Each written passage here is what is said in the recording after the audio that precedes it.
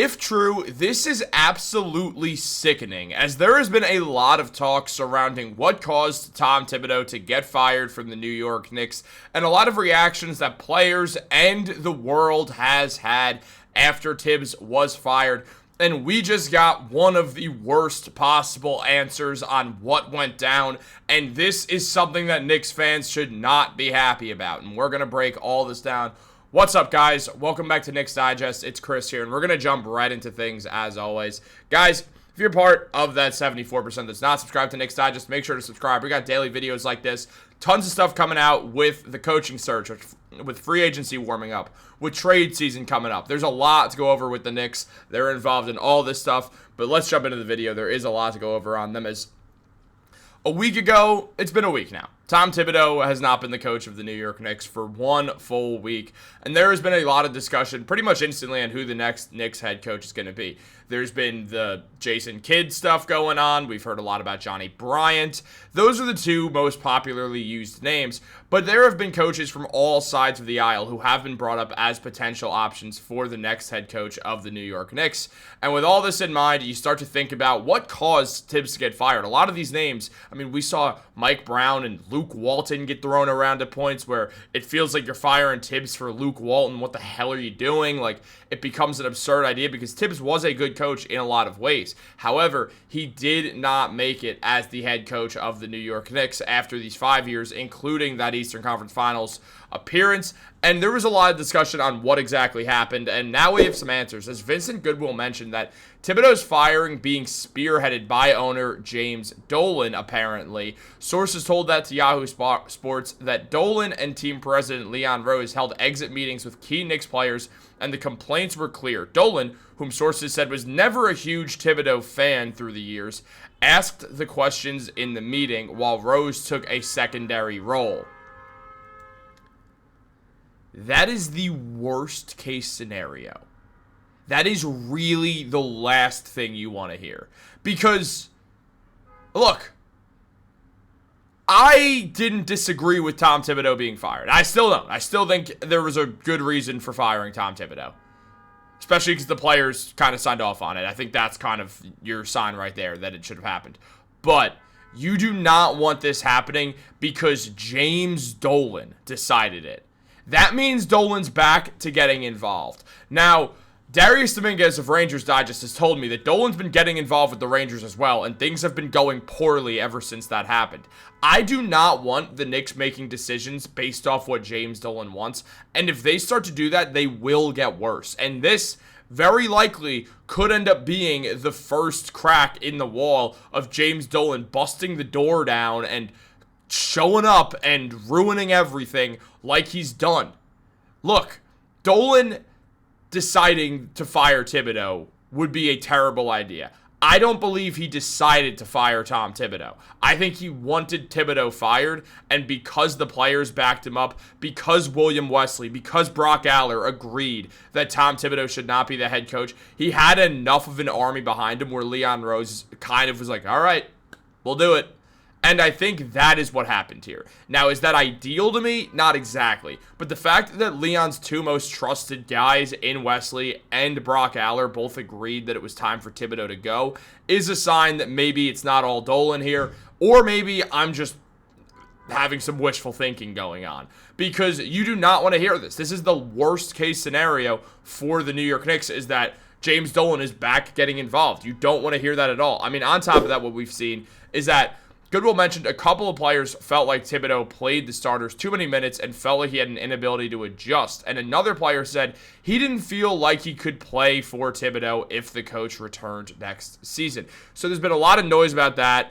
And Goodwill also said that it's unclear where the Knicks go from here. Perhaps they try to poach Jason Kidd from Dallas, maybe a highly thought of assistant, and Johnny Bryant gets his first job, albeit in a difficult situation. Some have suggested that the coaching search will go into the Summer League in July because it seems like the Knicks don't have an outlined plan for the future. That also screams James Dolan, that there's no outlined plan for the future, so James Dolan jumped in and got involved. Now look, Knicks players again saying that and also saying, hey, I can't play for Tom Thibodeau next season if he returns. I'm going to take I'm going to take a good gamble that it's one of the three guys on the screen right now. It's one of Mikal Bridges, OG Anunoby, or Karl-Anthony Towns. That's my guess. I'm not saying I know this for a fact, but we could make an educated guess here that it's going to be one of those guys. Now, OG Anunoby made it very clear that he wanted an increased offensive role, something that Thibodeau never really drew up for him. OG didn't really get plays drawn up for him, and neither did Mikal Bridges. All the plays were for Jalen Brunson, and Karl-Anthony Towns is the reactionary guy who would be getting the ball in other situations. Outside of that, OG and Mikal kind of didn't have exact roles, and from what I heard, what happened was when the Knicks players were in that interview, all of them said that they didn't really understand what Thibodeau was asking of them and what their roles were, and that is one of the reasons why Tibbs got fired. He didn't really give these players roles on offense. They weren't really supposed to do stuff. The reason that Josh Hart was doing what Josh Hart did is because Josh Hart decided to do that. That wasn't because of Thibodeau. Tom Thibodeau was not making offensive coaching decisions, and he was not letting anyone else coach the team's offense, so it led to the Knicks playing this overly freelance style that did not work and caused a lot of turmoil between the players and the coaches. On top of that, obviously the minutes thing was a legit issue very clearly. I mean, Mikal Bridges spoke on that. Bridges said to Tom Thibodeau, sometimes it's not fun on the bike. Well, he told Stephen Bondy this, but he told Tom Thibodeau to lighten the minutes, saying, you want that as a coach, but also talked to him a little bit knowing that we've got a good enough team where our bench guys can come in and we don't need to play 48 minutes, 47 minutes. We've got a lot of good guys on this team that can take away minutes, which helps the defense, helps the offense, helps tired bodies being out there and giving up all these points.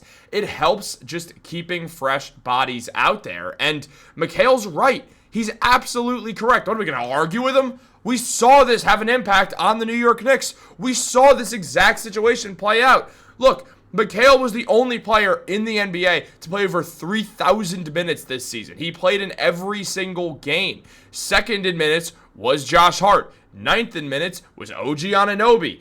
On top of that, we look at the top 20 in minutes this season. 1 was Josh Hart. 2 was Devin Booker. 3 was Mikal Bridges. Mind you, Mikal Bridges did play that 82nd game. He played 6 seconds of it. The Knicks won the jump ball or lost the jump ball, and Mikal Bridges instantly fouled out and left the game. That's what happened. So his minutes got shot because of that, because he played 6 seconds. He would have led the NBA in minutes, considering he was averaging 37 minutes per game through 81, or before that 82nd game. He was above Josh Hart. He was in the 38s, so we saw that take a hit. So even his minutes there are false. They're lower than they actually are. On top of that, Josh Hart played 37 minutes. OG Anunoby is 5th with nearly 37 minutes. And then we also look at Jalen Brunson at 14th, which honestly is fine for a star. And same with Karl-Anthony Towns playing 20, it's fine. But you're playing your guys too many minutes, and that's evidently clear. It became clear when you look at Game 1 against the New York Knicks and the Indiana Pacers. DeLon Wright came in for 26 seconds to play defense for a possession. Outside of that, it was a 8-man rotation where Cameron Payne played 9 minutes. Outside of that, it was a 7-man rotation. And the Knicks, they blew it at the end. Likely part of the reason was they took their foot off the gas a bit because they were tired. We're going to pretend like they weren't. Now, look, they didn't play well, and you shouldn't have let a 9-point lead slip away with 52 seconds left. That's something Knicks fans will never get to live down, and it's going to suck. At the same time, the fact is, it would have helped had the Knicks not been out there for 40 million minutes a night. When you also look at the Indiana Pacers, this was an overtime game. We saw 3 Knicks in 40 plus minutes. Mikal played 46. Karl-Anthony Towns was less than a minute under 40 minutes, and Brunson played the least amount of minutes with 37.34 in that game 1. On top of that, the Indiana Pacers only had 2 guys in 40-plus minutes, 42 and 42 for Pascal Siakam and Tyrese Haliburton, which, again, playoffs, Eastern Conference Finals, overtime, makes sense for these guys to play 42 minutes each. But then you got Ben Shepherd playing 7, Thomas Bryant playing 12, TJ McConnell playing 14, Obi Toppin playing 19, Benedict Mathurin playing 21, Miles Turner only playing 31 minutes, Andrew Nembhard playing 35 minutes, Nesmith playing 38 minutes. What we saw was a team that used their minutes more equally, and it worked out for them. Yeah, the Pacers have a better bench than the Knicks, but the Knicks could have still gotten bench production. They just decided not to, and it is a fireable offense at the end of the day. You also look at Game 2. Same story. Close game at the end. Jalen Brunson threw up a bad shot at the end of the game. Maybe because he played 38 minutes for the second time in 3 days. On top of that, Mikal Bridges, 45 minutes again. OG Anunoby, 36 minutes. Josh Hart played 28 because he just wasn't being effective. Karl-Anthony Towns played 27 because, well, he just was not being effective either. But on the same point of things, you see two guys not being effective. Tibbs still didn't dig into his bench. He did the same thing. He played Mitchell Robinson 29 minutes, and he played Deuce McBride 25, and then Cameron Payne 9. He didn't use anyone else. He didn't use Landry Shamet. He didn't use DeLon Wright, who he was only using because he felt his back against the wall after the Knicks dropped the first 2 games, and Thibodeau had a huge part in the Knicks dropping those games. And when you look at the Pacers' numbers, they were more ready for that end of the game because the leader of minutes was Andrew Nembhard at 36. Outside of that, you see Halliburton with 35. Pascal with 32, Turner with 32, Nesmith with 32, and the bench playing a good amount of minutes. The Knicks didn't do this, and they deserved to lose because of it. Now, on top of all of this, the minutes was an issue. But if one player said this, again, it goes back to one of these 3. I also think it'd be one of OG or Mikal. There's a world where OG was like, I didn't know my offensive role, and I'm playing insane minutes to basically defend everyone. I don't know if I could do that again. Or Mikal could have said, I was playing 46 minutes on a regular basis. Dude, I'm playing 82 games a night. I cannot, or I'm playing 82 games a year plus the playoffs. I can't do that again. But there was also thought that it could have been Karl-Anthony Towns who said that, as it was mentioned by an anonymous NBA executive that who was on the Timberwolves when Tibbs got fired in 2019, who was Cat's former agent in Leon Rose, who is now the president of the Knicks. I wouldn't be surprised if Cat told Leon and James Dolan during his exit interview that he didn't want to play for Tibbs anymore. I will say I don't think it was Karl-Anthony Towns. I don't think it was Towns. He had a good season. I do think it was one of Mikal or OG.